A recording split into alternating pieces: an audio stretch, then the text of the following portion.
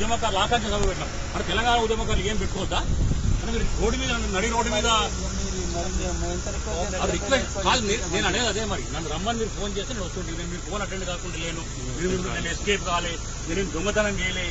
దొంగతనం చేసిన మీరు అన్నారు కదా, ఇప్పుడు అదే కదా వచ్చి సడన్ గా నేను రోడ్డు మీద కార్ ఆపి గన్మను కార్ అంటే జంతువులు ఆపినా ఆపి మీరు వచ్చి చేసినా నేను చేసిన మీరు ఫోన్ చేసి కాక మీరు ఏసీ జీత గారు రండి అని చెప్తే నేను రానా మాట్లాడలేదా?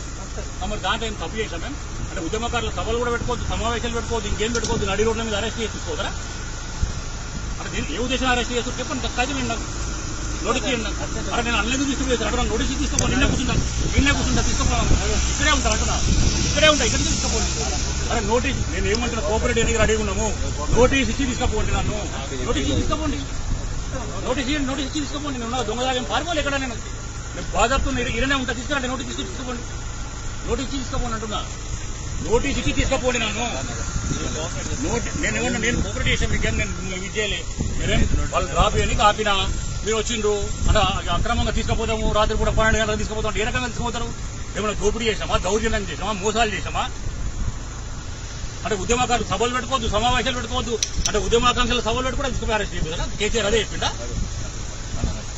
ఎడికి రావాలి అంటే ఎందుకు రావాలంటే మీ రాత్రిపూట ఎందుకు రావాలి అంటున్నా?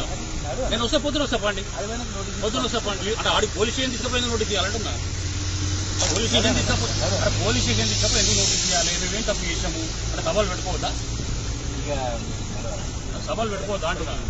గారు మీరు ఏమంటున్నా అంటే రిక్వెస్ట్ చేస్తారు, రోడ్డు మీద ఇంత అర్ధాంతరంగా ఆటో తీసుకుపోయింది అందరం మీద అడుగుతున్నాను. మేము నడి రోడ్డు మీద నాకు ఒక మాట ఫోన్ చేసి రండి ఇంటికి అడిగి రండి, స్టేషన్కి రండి మాట్లాడాలంటే వచ్చేస్తుంది, బాధ్యత వస్తుంది, నోటీస్ పంపిస్తే బాధ్యత వస్తుంది. నేను తప్పించుకొని తిరుగుతలేను కదా, నేను తప్పించుకొని తిరిగినా?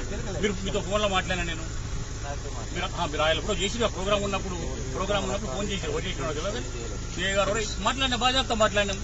మీరు నోటీస్ ఇవ్వకుండా ఇలా రోడ్డు మీద నడి రోడ్డు మీద నిలబడ్డాడు కాబట్టి పట్టుకో నేను తప్పించుకొని తిరిగినా? దొంగతనం తప్పించుకొని తిరుగుతాడా? నాకు అర్థం కాలేదు, మీరు తీసుకుపోవడానికి ఉద్దేశం అర్థం కాదు, తీసుకుపోవడానికి ఉద్దేశం అర్థం కాలేదంటారా? నాకు విషయం చెప్పండి, నాకు విషయం చెప్పండి.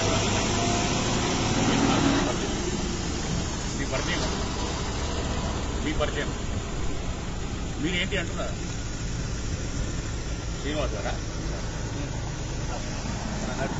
నేను ఏమంటారు సీఏ గారు ఇదైతే పద్ధతి కాదు.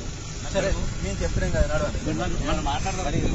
మీరు అవసరం లేదు పెట్టాలని కాదు నేను చెప్పేది, నాకేం ఉద్దేశం లేదు. ఇట్లా ఒక మాట నాకు ఫోన్ చేసి ఇట్లా జిత గారికి రండి మాడదాం చేయకుండా వస్తుంది బాధ్యత.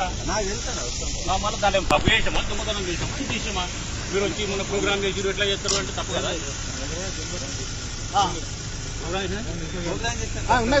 మీరేంటిగా